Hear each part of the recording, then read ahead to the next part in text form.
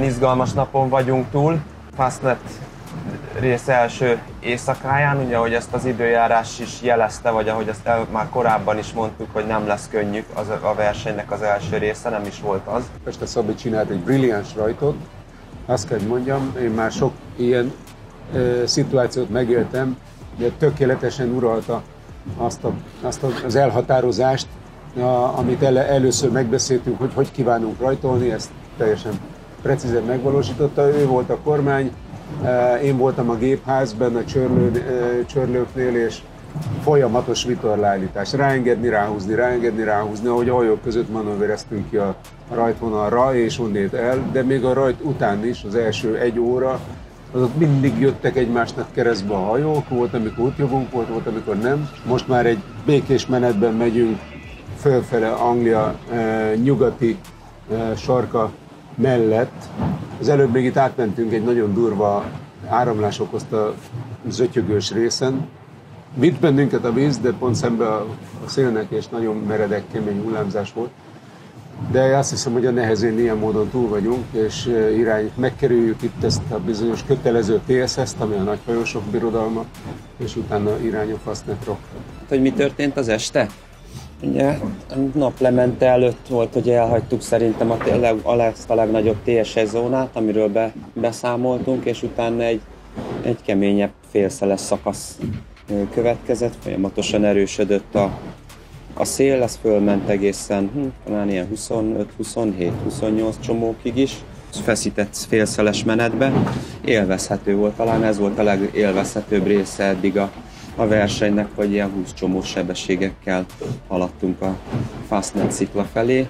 Pont napfelkeltében értünk oda a sziklához, nagyon látványos volt, éppen megsütötte a nap, érkezett egy helikopter, mert velünk együtt mögöttünk vette egy hajó, ami valamelyik osztálynak a vezető hajója volt.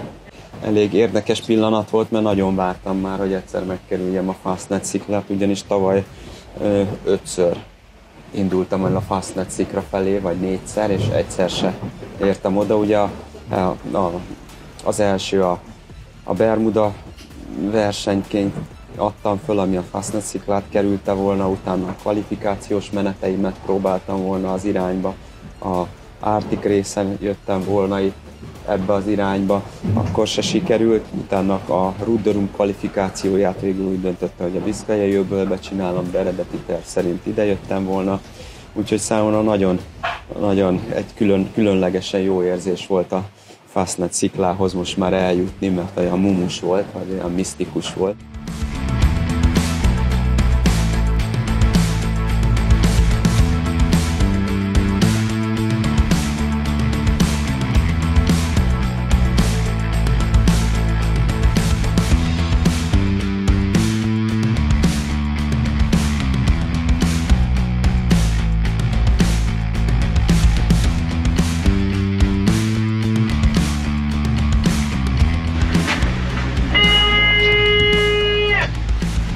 Finish.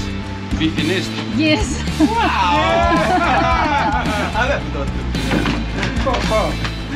Szabi, most már lassan 2 órája futottunk be a Rolex Fastnet versenyet.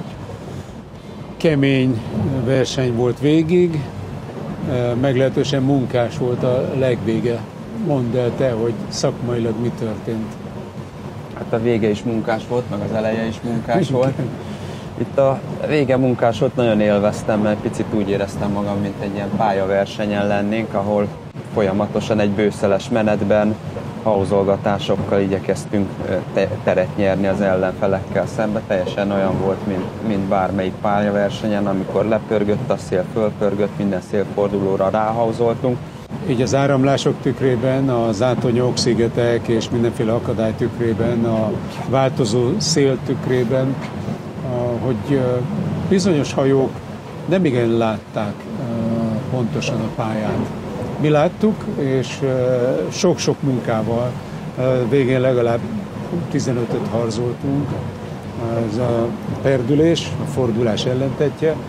Szóval ilyen manővert kellett csinálni, ami sok munka, mindkettőnknek rengeteg munkája volt, de fizetett, mert mérföldeket fogtunk, illetve aztán meg legalább egy, illetve 4 mérföldet adtunk azoknak az ellenfeleknek, akik előttünk voltak.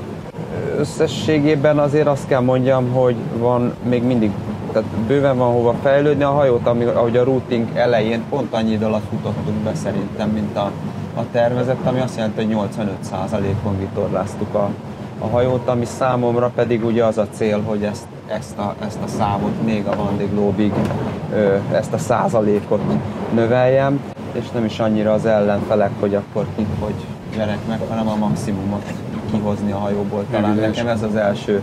Itt Szabi, köszönöm neked a lehetőséget, hogy itt lehettem. Köszönöm, Ándi. Gratulálok, ügyesek voltunk.